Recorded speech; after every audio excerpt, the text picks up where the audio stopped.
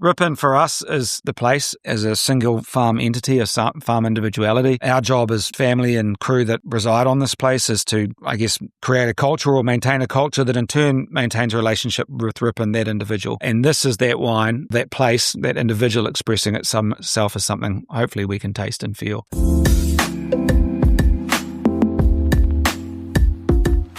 Today, we're on site at Rippon and we're having a chat to Nick Mills, the General Manager and Winemaker. I'm Jason. And I'm Trent, and we're here on an unapologetically unprofessional, unfiltered wine journey. We're saying here, Jace. Our saying is drink more, try more, learn more. And don't forget to like, comment, and subscribe. Nick, thank you so much for joining us here. No worries. We're just enjoying the beautiful view that we have here in Rippon. And for those that are listening on the podcast, we're overlooking the Lake Wanaka and Ruby Island. It is something that you must be loving every morning waking up to. Oh, it's a lovely place. Absolutely. Yeah. Growing up here and just being part of it, it's a privilege. It really is. And we recognise that and try and honour that as much as we can. So it's a very, very special spot. Well, I think the world is recognising it because in 2023, you're named the 11th top vineyard in the world and number one across Australasia, beating out us Aussies, which is great. So we want to dive into Rippon. We want to dive into your story, taste some of the fantastic wines here. But as always, we want to start off with the wind-up icebreaker question. So I'll hand over to Trent. Okay, so you must have had some fantastic wines in your lifetime. What's your most memorable wine or memorable wine moment? Well, I mean, there's plenty of them, but I think wine moment, really, I come from land and vines more than wine, so it was never really one wine or anything like that. It was more just talking philosophy in the vineyard with Rudy that sort of, when he was winemaker here, this is back when I was a teenager, and it sort of clicked at that moment. But in terms of wine, really mood, it's not really necessarily about the wine either. It's more about the place and the people. And yeah, trying to give you a direct answer on that. I can't even really. The last one I tasted probably just yesterday. How about that? That was the best wine I've tasted for up to date. Which is this next question. What was the last bottle of wine that you had? Oh, damn it. You can ask me that. It was the obvious follow-up, wasn't it? Well, I guess it was Threads. It's the one that's on the table right there. We can talk about that in a bit later, but it's basically just a wine that we really enjoy making, and previously known as Gamay, formerly known as Gamay. Now it's we've found out that it's actually Pinot Noir, and we're celebrating that, and it's a really special, cool wine. Can't wait to talk about it. Next one, favourite grape variety? Well, the ones that make sense here really is that, again, we're led by this place, and we really, the varieties that found themselves comfortable here over time are the ones that we understand the most and have a relationship with. So, Pinot Noir obviously at the top of all of that. Absolutely comfy here, but also Riesling and Gewürz as well. Next one, person past or present they're allowed to have a bottle of wine with, and what bottle would that be? Oh, probably Rolfie, Tinkersfield. Yeah. That guy there, it's named after him, and he never really saw it made. He grew up on this place and tried to imagine its potential. Well, did imagine its potential and worked towards its potential as a viticultural entity over his life. And though he saw Rippon come into creation and being, I don't think he saw it necessarily to its potential. And then Tinkersfield, the field with which he started planting grapes, is now its own label as well for the last 15, 20 years. And he died in 2000, so he wasn't able to see that. So that would be special to show him that. Oh, fantastic. Next one, is there a unique food and wine pairing? Again, everything from here, white bait with Riesling, Pinot Noir with venison, We had bluff oysters yesterday as well. Yeah, the Sauvignon does pretty well with those as well. We'd make a little bit of a Sauvignon. Yeah. Next one, biggest lesson in your wine journey? Couple. As I said before, growing up on this place with parents that were into, they were just doing what they were doing, planting grapes, selecting down to the varieties or the plant material that was most comfortable here. And as a kid growing up through that and helping that process out in school holiday jobs and, through the nursery and everything, just thought that was what life was. I didn't really understand that it was cool or anything. And it wasn't, I guess, until Rudy came along and, that it was actually something that you could spend a lifetime investigating and discovering and changing and moving with it. And so that was a bit of a click for me. It wasn't just a farming stuff. There's a broader skill base and skill set within that, which was really exciting. And maybe the other is just coming home from overseas and understanding a sort of a respect or a deference to the raw material. That's to say, soil and fruit is where everything comes from. And if you don't really stand behind that or allow that to have a relationship with that and try and allow that to express itself, those two raw elements, for me, it seems like you're missing the point. So that was I guess another click moment was like, it's not about us or me. It's about trying to allow the soil, the place, but also how the vine interacts with that place and the fruit itself, and understanding what is actually in the fruit and just standing behind that rather than in front of it and working that through. I think one of the quotes before is like, you kind of talk to yourself about a facilitator of the land or a caretaker of the land. Something like that, yeah. It's not like farming, I mean, is compromise, right? You are, it's very easy to come in and just have a goal and say, okay, this is what I want to do. But trying to say, okay, what is the potential of, what would the land ask of us if it had a voice, and try and stand behind that. And same with the fruit, is like not just come in with your own set of goals and ambitions. It's just say, well, what is this fruit asking of us in this place? And just, I think it changes the mindset a little bit about what happens next. Yeah, it's almost like the vineyard whisperer then. Maybe. So I don't know. Like, maybe. I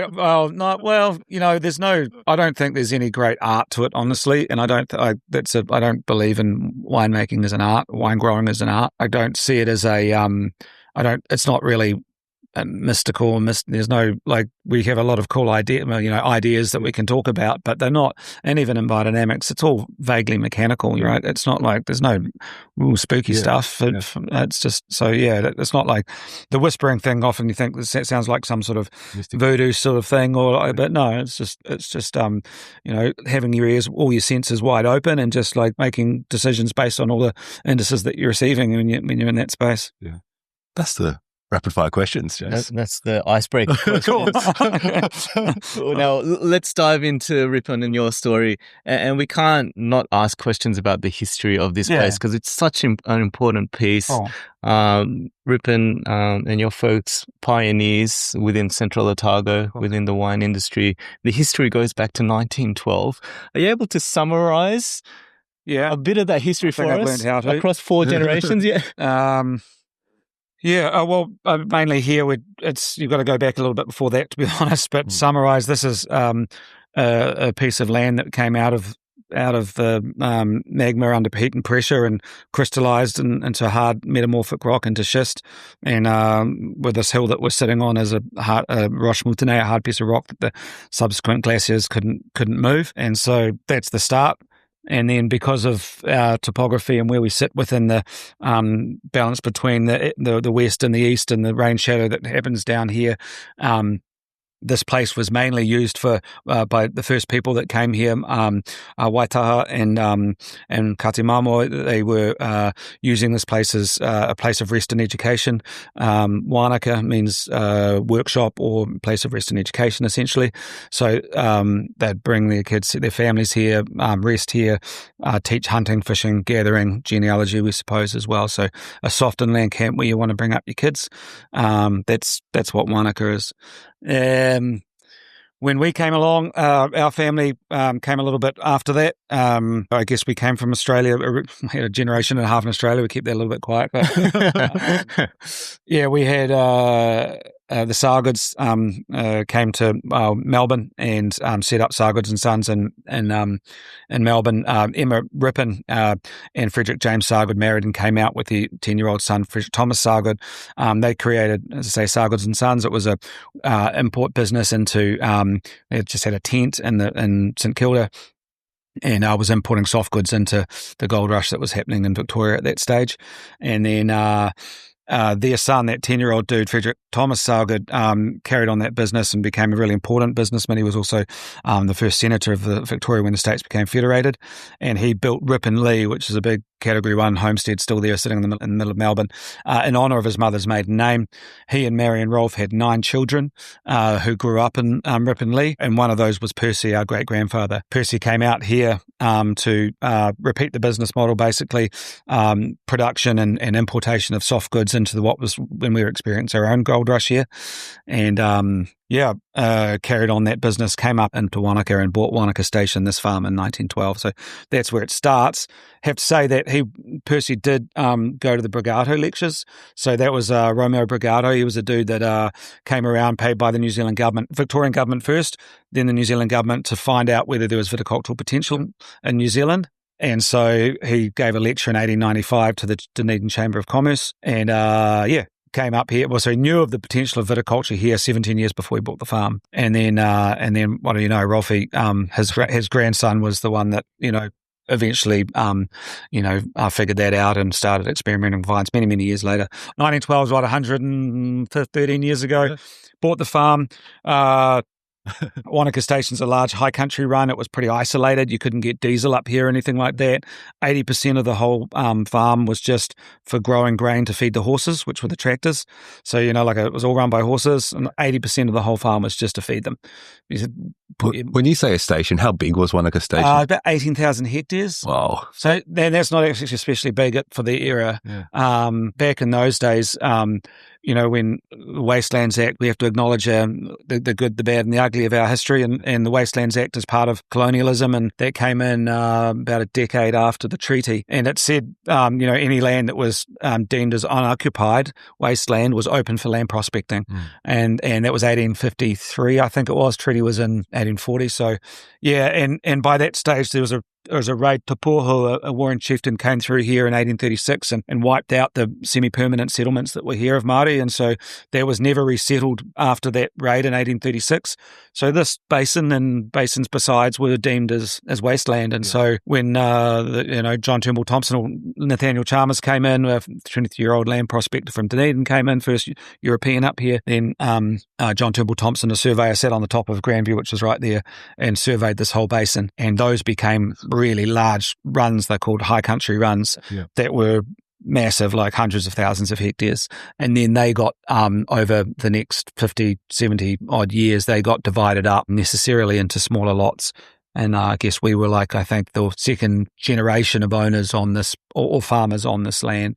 But it hadn't really been farmed at all, really in any sort of intensive way before 1912. Yeah. So, and then 1912, Percy came in, built the homestead here in Wanaka, and all of the wool shed, tractor sheds, cookhouse was like a really self-sustaining farm unit. Kind of thing, it was from its isolation. It had its gardens and orchards and everything like that, and cows and community and everything. Yeah, and so that's where 1912 starts. And then I guess Dad, there's a couple of really cool parts of the story inside of that. But Dad was Percy's grandson, and he grew up here.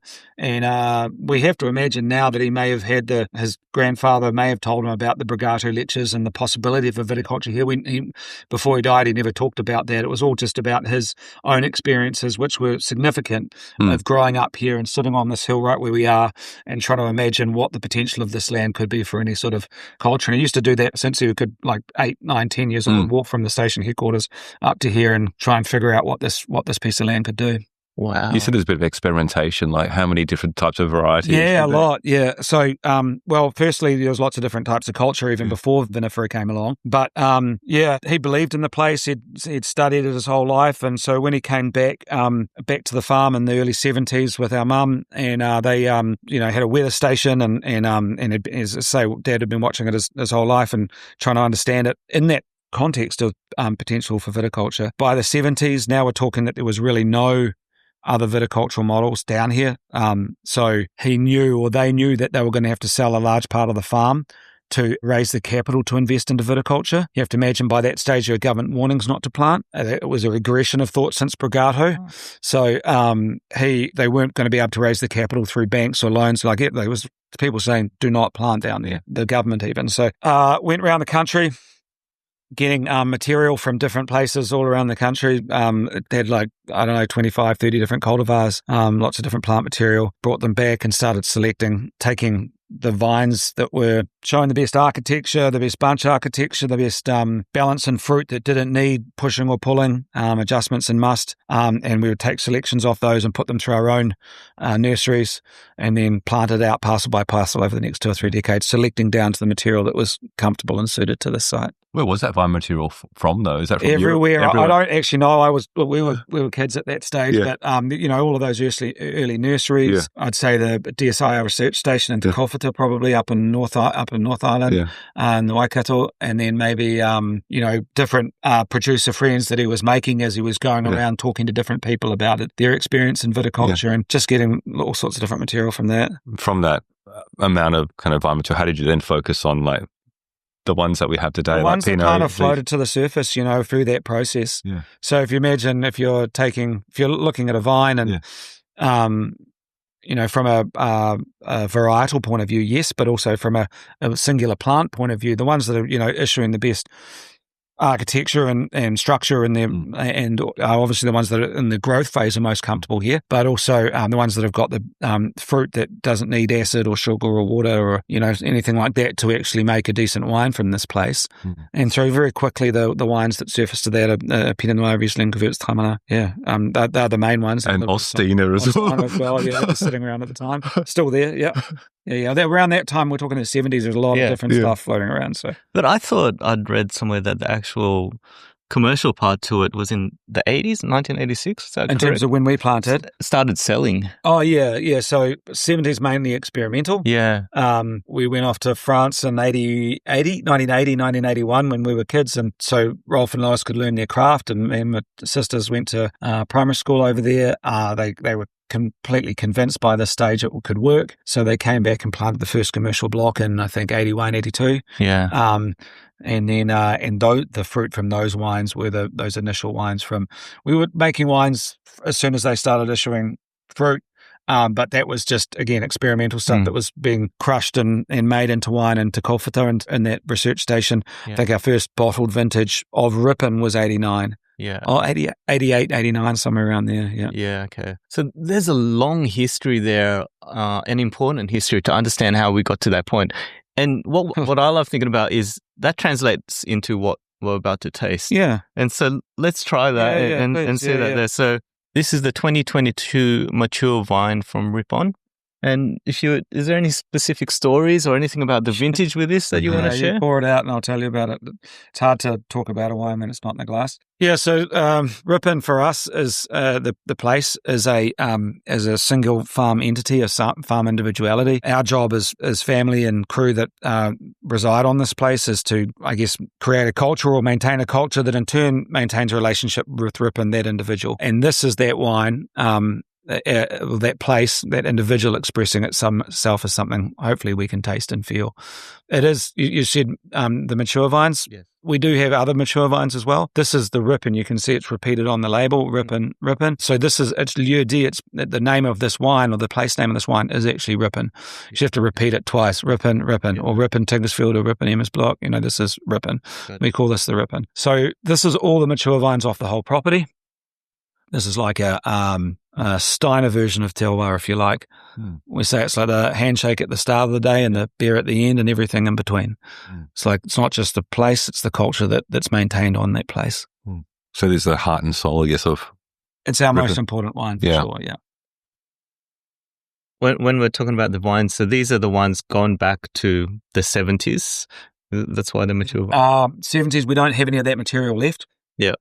From the 70s at level when we do, but we don't. It's the sort of heirloom vines that we prune, but that's about it. Yeah. Mostly it came in the 80s. So this is planted from 82 to 2000. The majority of it was from 86 through to about 2000. The majority of it's all on its own roots, because that was the nurseries were all our own. We weren't grafting at that, back then. Unirrigated, obviously all wild ferments, no adjustments in must.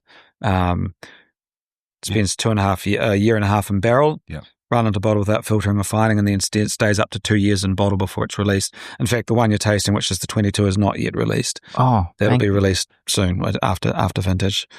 Yeah, it's got immense power to it. Power, it's like it's power, but sort of compressed power almost. It's not like a power of opulence or mass or bulk. It's a sort of compressed, layered sort of power. That's kind of the calling card of the place. And again, this is all on the schist kind of rock. Yeah, I'd say that's kind of, I don't know if science allows us to say that really, that the texture of the wine is indicative of the texture of the rock or the other way around.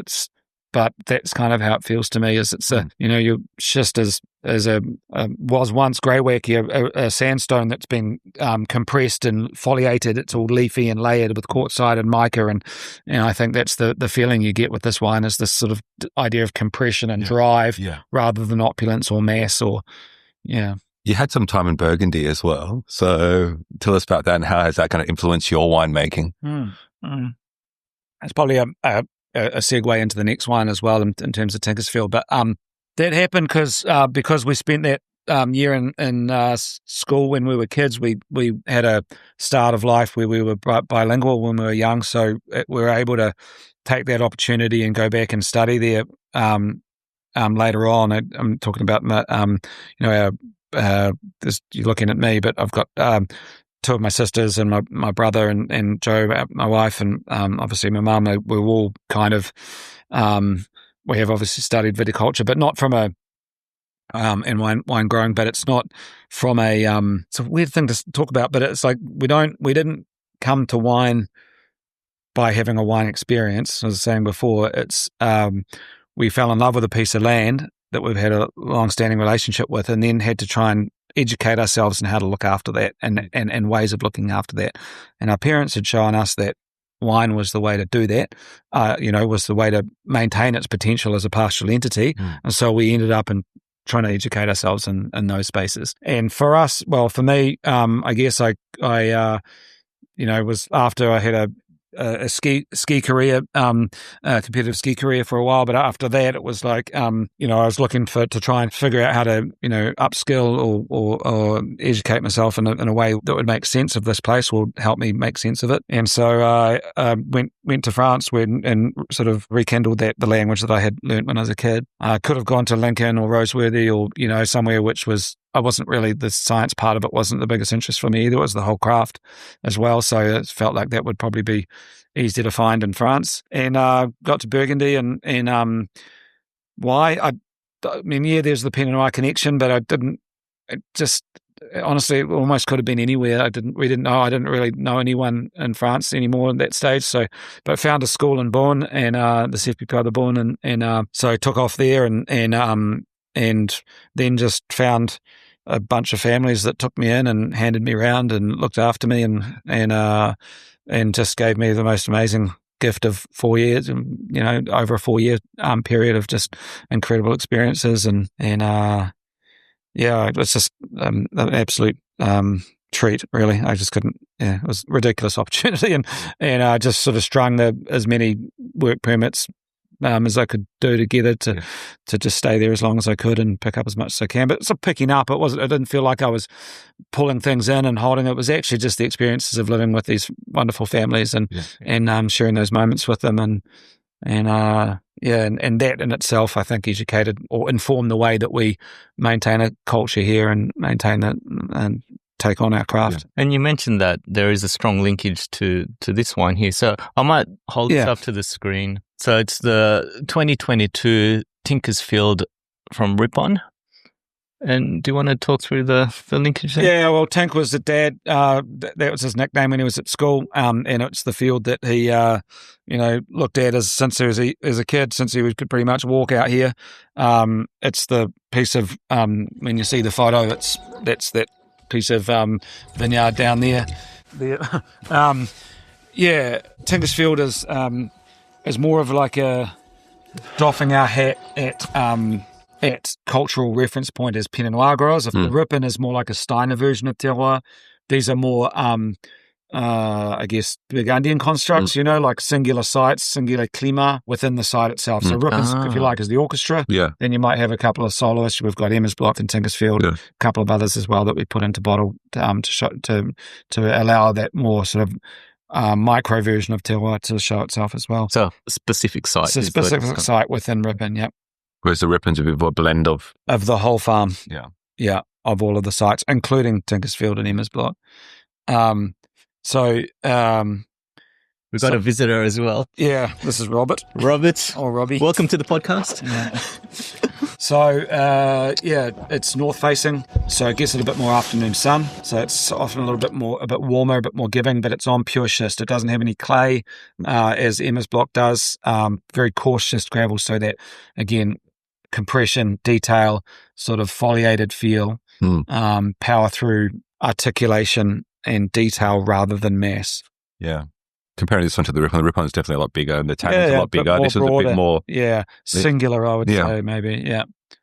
Yeah, it makes sense. This is 82 to 89 planted, again, on its own roots, unirrigated, obviously biodynamically farmed, and it's got its own thing. You mentioned early on Rudy and the influence that sounds like Rudy was a winemaker originally here at Rippon. We've had a chat to a couple of generational families in the wine industry, and it's always interesting whether or not they want to continue down the path. And you've got siblings that aren't the winemaker or the general manager, probably part of the business anyway. Yeah. What was it that made you go, besides the competitive skiing part, go, you know what, this is the path that I want to do? Was it a moment with Rudy where you said, I just got inspired from this? Or what was that moment that made you go, I want to be a winemaker? It was the land. It's like, I think Rolf and Lois had shown us that this is how this place can exist in time and endure in time. Farming is really tricky, like to make succession work and to actually create something of value that actually ties a family and a culture to a piece of land and endures through multiple generations is something really, it's not as obvious as one might think. It's actually really tricky, especially in a place like this, which is, is beautiful and Wanaka's right next to us, it's growing. And so how do you try and maintain that connection with that piece of land? And it was that realization is that if we wanted to carry on this relationship with this piece of land as a family, then we've got to figure out a way to do that. And so that was where like I don't remember any of that ever clicking. It was just something that was always there.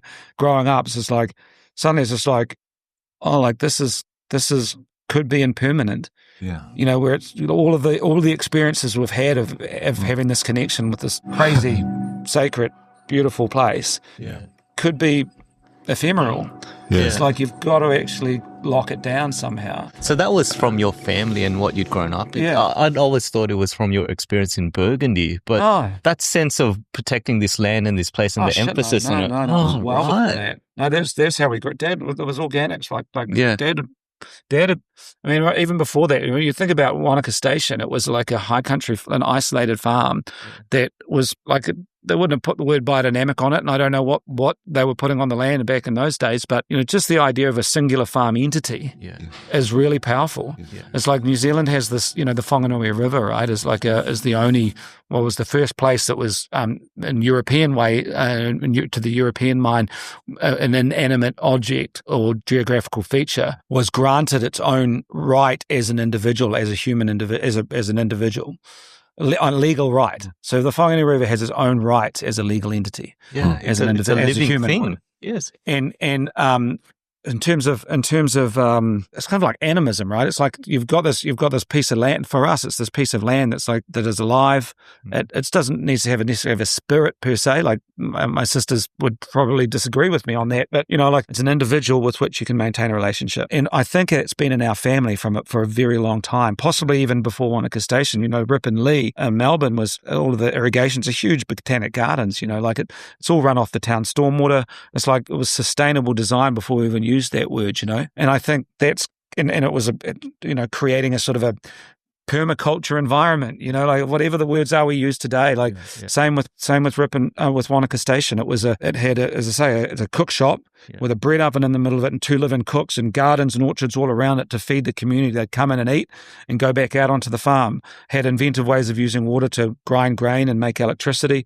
Mixed crops, mixed animals, just trying to be light and trying to figure out what the potential of that land was and be part of that land. So if Dad grew up in that, we grew up in that milieu. We grew up in that with that idea, it wasn't like off or wine, and that model works. I have to say, that model has worked beautifully well. Where you've got friends of Mike and Claudia Wersing, for one beautiful example, but there's others that they fell in love with Burgundy and then went around the world looking for somewhere where they could emulate that culture somewhere else. And it can be done really well. That's not our story. Yeah. We're very different from that. We have a long-standing singular relationship with a single piece of land, Yeah. And then we've had to adapt the culture to help that maintain itself over time. It's very clear that the land is the priority. The winery is kind of how you help. If this place was a carrot, if we could grow carrots here better, we'd be carrot farmers. Yeah. Like we've come to wine because of the land has found its potential through that. Yeah. I feel that's like accumulation of all these different stories, right from when your grandpa, Rolf, it's kind of come through. It wasn't Dad Rolf. Yeah. Dad Rolf, sorry. And it wasn't just an epiphany. And it also feels like, there's that love and passion for the land, but it's also like a responsibility and honor on the land as well. Yeah. It's like, it's not an idiot if you didn't. So we don't even say it. Like it's not even, but those sorts of comments can be maybe said about us, but sitting here working it, it's not something that we feel. It's just like it's absolutely normalized for us. It's totally live. It's not like people like, oh yeah, I can't think of the example, but it's just we have moments where we're just like, when someone asks us the obvious question, how did you come? What was the wine that turned you around and stuff like that? I have nothing like that. Do you have those moments where you're a bit reflective? You go, oh my God, this is. Yeah. I'm so blessed. Like when I came back from France in 2002. I mean, it happens more often than that, but the big one was when I came back. And I just, had been working at a really a number of special places, but from at Longmany Concierge just extended my work permit. And I was just like, okay, I'm here on this and I'm going to see this through. And then maybe I might even go off to BC and do something after there. And then, I got the call up from my mum saying, maybe it is time to come home now. And I was like, I'm onto a pretty good thing here. The food's great. And I was like, and then I came home and it was just like, what the fuck was I thinking? I was like, just looking here and just going, I've got, everything that you could possibly want as a wine, as with the experiences that I'd just been through, was here. And Albert and also Alain Meunier from Jean-Jacques Conférent and Sophie came out, and they come in, it's just like, it's the fucking Shangri-La, It's like this. You don't really, and I do in those moments when you realize what you have, and this. It's ridiculous. It's extraordinary, and we can't. I guess take it for granted? No, but it's not even. You get used to it a little bit because you're in it, and you're just working it, and there's challenges like any farming or wine growing, anything like that, and there's things that drive you crazy, But then when you just take a big deep breath and look at actually what you've got, it's like, oh man, it's nuts. It's hard not to look out on that lake and the vineyards out there and just go, wow, this is an amazing and not place. take it for granted, right? There's this place, but there's just being a Kiwi, as being a New Zealander as well. This place is ridiculous, but New Zealand is like, you're an island nation in the middle of the ocean. We're politically naive and somehow allowed to have, that live out that life and live that stereotype. Central Otago is even more so isolated here, and we've got this little plume of fresh air out the back of the mountains. So we're in this the only continental climate, sitting in the middle of the largest body of water on the whole planet. It's nuts. Yeah. And here we've got this little beautiful special place within that. It's really, it's very crazy. We're going to pull on that thread a bit more with the threads. Oh, yeah. Very nice. Yeah. And so we've got the 2023 threads from Rippon. And you mentioned this earlier. There seemed to be a confusion with Gamay, it sounds like. What was the story behind that? Well, it was a beauty, but there was also some, I guess, this material that came onto site that, you thought you knew the origin. Yep. And it came on as Gamay Beaujolais. It was called Gamay Beaujolais, just as there were things called Rhine Riesling, which it turns out that it was Riesling. But the Gamay Beaujolais that came onto the property in those early years, great plant material. Oh my God, it's incredible plant material. It's Gamay's easier to grow than Pinot, is that right? I don't think one thing's easier or harder. The whole thing about Pinot Noir being hard to grow. It's it's a fickle grape choose variety, your site. Choose your site and what you want to do.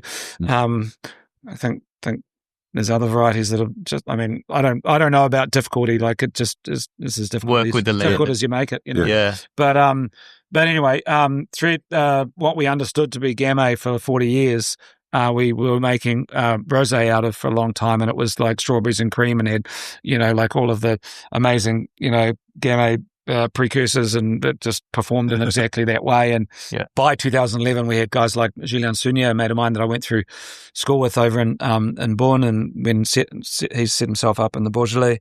Amazing wines, if you just do a shout out to that. Also, Mike Wersing, Pyramid Valley, had a similar sort of education to me. And those two guys were like, fuck, man, you got these, mature Gamay vines on their own roots, unirrigated, biodynamically farmed, completely locked into the land. What are you doing making rosé? And it's like, I didn't have a decent answer because I don't know how to make Beaujolais. I never really.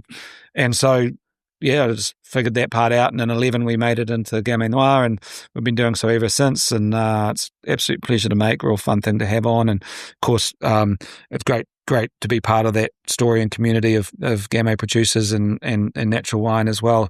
So we've been enjoying doing that.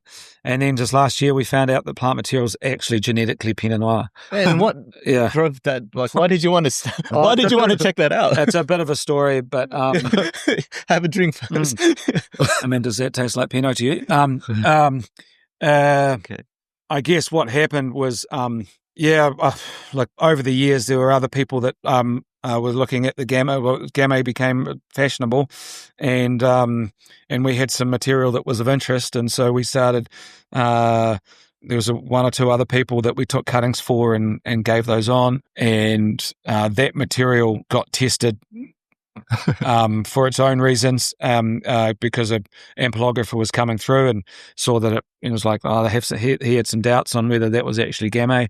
Sent it back to his lab in France, just a one vine sample, and that came back as Pinot Noir. And so that made us, we had already taken cuttings from our vineyard and to increase our own holding of the same material, and that was sitting up at the nursery. And so we asked the nursery to test those vines as well, and that came back as Pinot Noir. And so and that was harvest last year, right in the middle of harvest. It was pretty full-on thing to try and get our heads around at that time. And so then we after harvest we tested our the original stock as well, and of course that came back as Pinot Noir as well. Yeah. And it's a fantastic, great wine, formerly known as Gamay, but it's been. We lived in the Beaujolais for a year and shared this wine with many people, and no one ever picked it up as anything else. We've had Beaujolais producers work with us out here, and no one picked it up. We've had scores of wine writers and what have you enjoyed as Gamay, and we've enjoyed it as Gamay as well. It's just. Pinot Noir and Gamay are very genetically mobile. They can throw, Pinot Noir can throw Pinot Gris and Pinot Blanc in the same vine as Pinot Noir, and even in our own vineyard, the selections we've got, some are ballet dancers, some are bodybuilders, so it's not unlike, if Pinot's got that sort of spectrum, so has Gamay got that spectrum, and somewhere they may overlap. The label doesn't really matter. It doesn't matter. Wine, like, do you enjoy the wine or not? And so that's why we called it Threads. There was the trickster and all these other ideas, but it's just like, no, it's all of these storylines that have come from Philippe Le Bon and Jules Chauvet and Juju Sunier and Mike Wersing that have come to where this wine ends up, and all of obviously the planting stories as well of our dad and our family as well. So. That's why we call it Threads. And we want it to have its own journey from here, We want to keep making it because it's a delicious wine. And is it different genetic material to the other Pinot Noir? That we have here? Yeah. Oh, yeah. Yeah. Oh, yeah. Well, yeah. Definitely. So it's not purely soil, it is quite different. It's like, you have a look at it in the vineyard, it's completely different to anything else we've got. You have a look at it. We can do carbonic maceration Pinot Noirs right next to that, and one tastes like Gamay or more Gamay-esque, the Threads, and one will taste more Pinot. Who done carbonic on this one though? That is completely no sulfur carbonic. Oh wow. Yeah, that's nothing. No adjustment. Nothing added. Nothing taken away. But it's not like Beaujolais Nouveau style. No. And Beaujolais isn't just about Nouveau. You've definitely got producers that are working. So I should say that the carbonic aspect is as harvested CO2 from other fermenters, from Pinot or Gewurz fermenters, and so it's natural carbonic. But also, as soon as it starts fermenting, then we just start tracking it the same as a Pinot Noir, in terms of like allowing it to have oxygen contact and putting it through barrel as well. So it's not your sort of classic bananas or anything like that. It has its own identity. It feels like a serious Gamay / Pinot Noir. Yeah, well, exactly, and yeah. I really like the aroma of it, like the fruit smell of those red fruits coming out. It's really beautiful. Yeah. And but so again, just mature vines, right? So there's eight planted in 87. Yeah. It's not just like some new trendy sort of thing that's been... Nouveau, is that what they say? 87 on its own roots, unirrigated, like, no adjustments. Great. It's a pretty special idea. And so we have an opportunity to move on to the whites. And normally we do whites, then reds, and you specifically said, let's do it in this order. Why just was that? Riesling's Gewürz, our whites sort of knock the Pinots around a little bit. It's not so much there's a little bit of residual sugar in there, but it's more phenolics or pH. I think it makes much more sense to have them after. All right. So it's a 2023 mature wine Riesling from Rippon. Yeah, tell us about this Riesling. Well, Riesling, as with Gewürz, really varieties that have found themselves completely comfortable in the site. Yeah, it's a variety that is completely comfortable in the site. So again, on its own roots, unirrigated, biodynamically farmed, no adjustments in must. These are all the mature vines off the whole property again. So it is a Rippon, and we obviously hand harvest it. It's brought up into the winery. We crush it underfoot, skin soak it overnight, and then press it whole cluster, and then just ferment it in a way, that's to say on in tanks that are on their side. So you've got a lot of lees to wine ratio, and let it go completely hot and have a temperature spike. Don't keep it cold.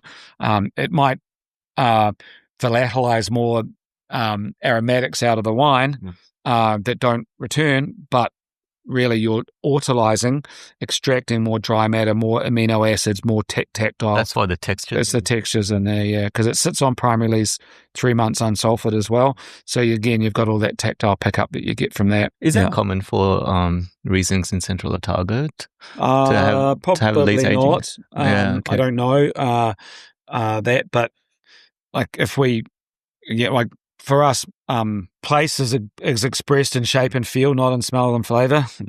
Difference between Tinkersfield and Emma's Block is not cherries and plums. It's a shape and a feel, a form of the wine. And so, and if you look at a berry, it has two different purposes. There's the colour and the flavour and the sugar. This is the attraction factor to bring the bird along to eat the grape. Yeah. But and that's the same what brings us to wine: the color, the flavor, the sugar, therefore the alcohol. They're the attraction factors, right? But the truth of the fruit is the seed. It's all of the genetic information that a vine can take from its place and issue it into its progeny, into its prospective offspring, so it can be successful in that same place. So for me, that's where terroir is. It's sitting inside the genetic, the dry matter of the seed, of the skin, the cell walls of the berry, also the amino acids of the yeast, which come from this place. These are, wild ferments, so all of that comes from here as well. That is, you can't taste or smell any of that material. It's texture. So we try and issue as much energy into the dry matter of the seeds and the skins and the stems, and obviously organically, not try and look after the yeast that's endemic to this environment, and bring that in and willingly extract all that material into the wine, and that gives us the identity of the place. Yeah. So same with the Riesling, we can't obviously get the skins, and we skin soak a little bit, but we're not going to make an orange wine out of it. So we do take it off its skins before it ferments. But then from that moment on, with all the flocculates and all of the dry matter that's in the juice and all the stuff, all of the yeast that's breaking down and autolyzing into the wine, we willingly allow that to come into the wine, so we do get something more of texture and shape and feel. I really enjoy that texture. Texture is big for you, though, right across all the wines. It is. I mean, it is. It is the voice of this place. It's where terroir is. For me, it's not. Smells and flavors are something really interesting. Yeah. And I let you guys and the drinkers and enjoy that and wrap their heads around that, but that's not what I'm led by at all. Like I'm much more interested in how it feels, and also the digestive characters of it. How it feels, but how it makes you feel. Yeah. As well. Like Can you explain that? I've never heard anyone talk about the digestive characters. What is it about this that helps with digestion? What is it? I've never heard well, if you imagine like you ferment in a tank, if you pressed off this juice straight away, and then you have a tank of clear juice that doesn't have any dry matter sitting in it, and you put a single aromatic yeast strain it, and it's fermented under cold temperatures, everything that stays soluble in that environment is going to be like ketones and esters and aromatics, and you put it, you put that into a bottle with a screw cap on it, and you like pour it out. It's explosively aromatic, right? As soon as it warms up, all of that stuff's going to volatilize out. So that's really maybe entertaining from an olfactory stimulus, but is it actually doing anything when it's going into you? And Jacques Lardier from Jadot used to say, you got to, vines are on an anabolic curve, so life cycle from the soil, metabolism that coming up through the sap and up there and out onto its reproductive organs, and that's the summit of the life cycle. Is the reproduction is like passing it off into something else. From that moment it falls off or it cut off, and from that moment it goes through a catabolic, a death slide. Basically, wine is in a death slide. It's like fermenting. It goes through malolactic, it goes through acetobacter, it's going to find all its way to where it's stable and it's vinegar. And on that scale, we've got a point of where we want to arrest it. Put it into an inert vessel, and then ship it around the world and put it into an inert vessel and put it into the body.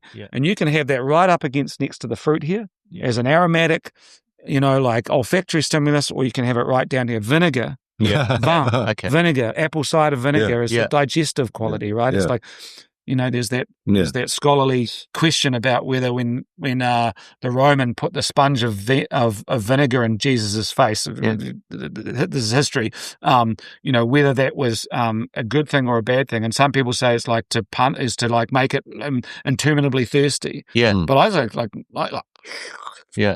wakes you up. That was a mercy, that was like.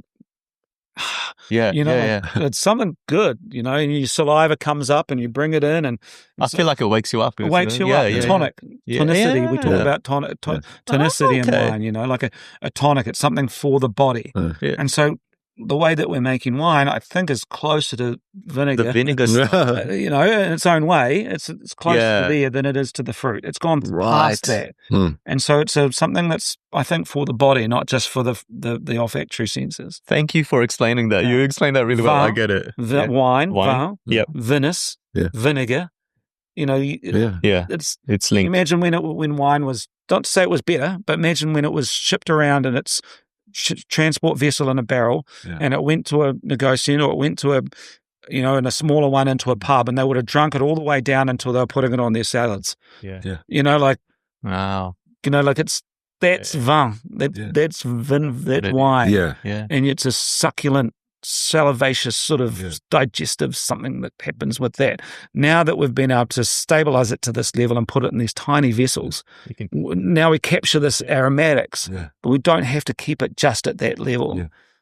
I love this Riesling. Is there any residual sugar in this? There's a little bit. There's somewhere between 8 and 12 grams most years, but the bulk of it, 90%, would have fermented completely dry and autolytic and hot and crazy and stayed on its prime release unsulfured for like 3 or 4 months, all of winter, and we just have 10% that's pulled out, and we cool that down and create an aromatic or sweet reserve that we blend in before it goes into bottle. You talked about shapes before, like a lot of the Australian Rieslings are very kind of straight down. This is a bit more curvy. I love this curvy. Well, there's Australian Rieslings I love as well. But for me, it's not about it's not about acid sugar balance. It's like a phenolics wines like this, wines that are made from autolysis.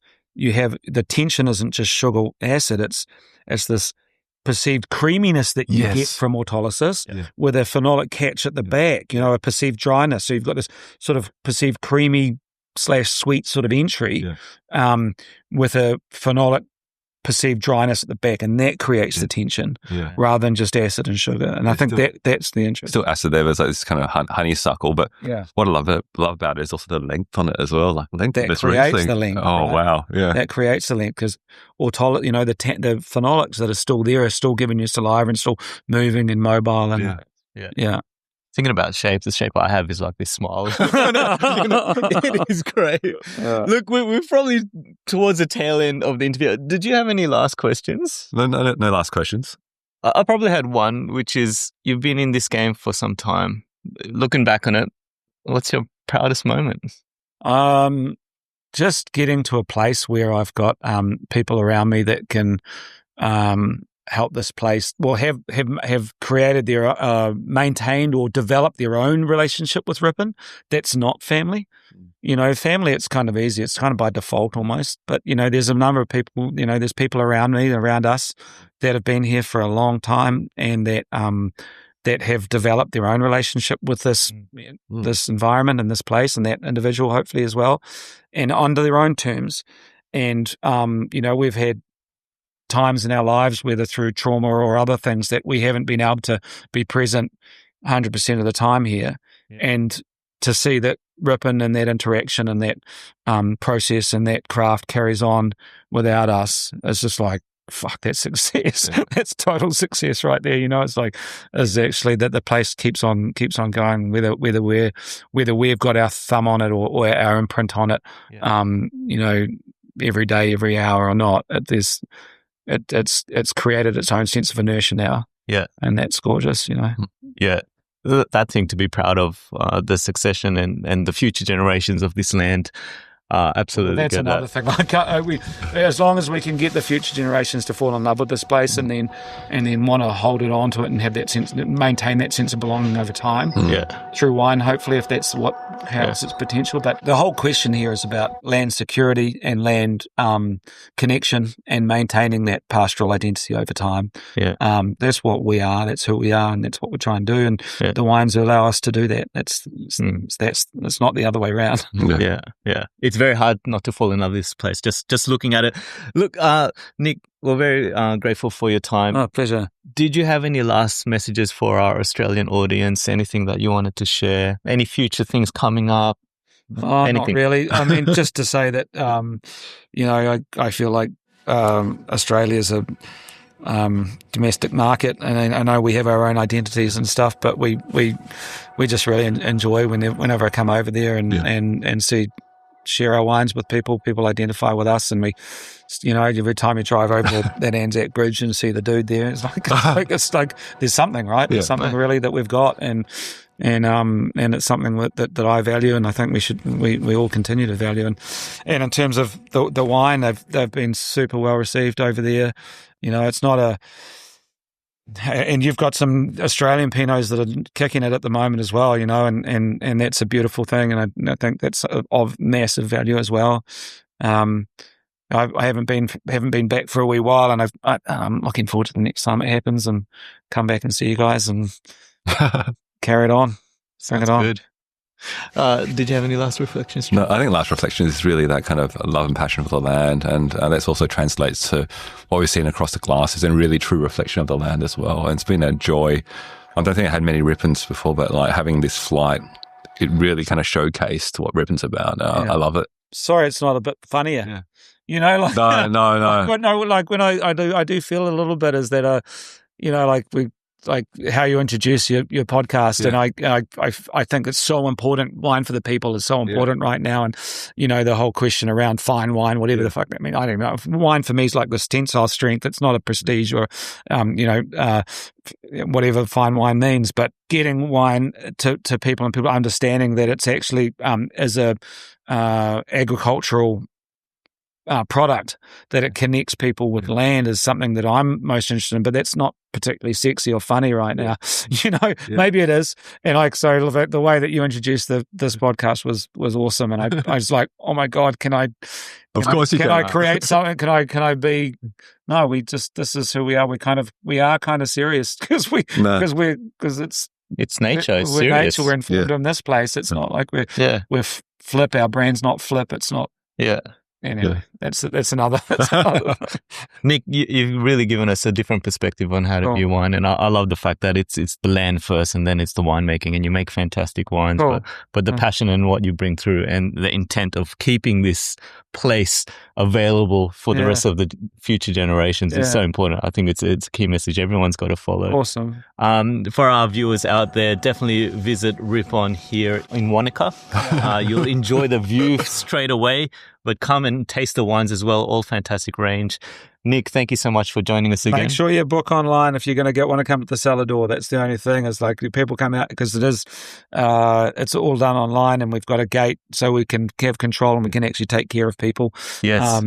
So it's not come along and just figure it out. Like if you're keen, and I hope you are, make sure that you book in online. Get the proper experience. Yeah, exactly. And then we'll take care of you and we'll do it properly. Yeah. And that shows the interest in the wine here. So come along, come visit. That's us here at the Wine Up. As we like to say here, drink more, try more, learn more. Thanks all.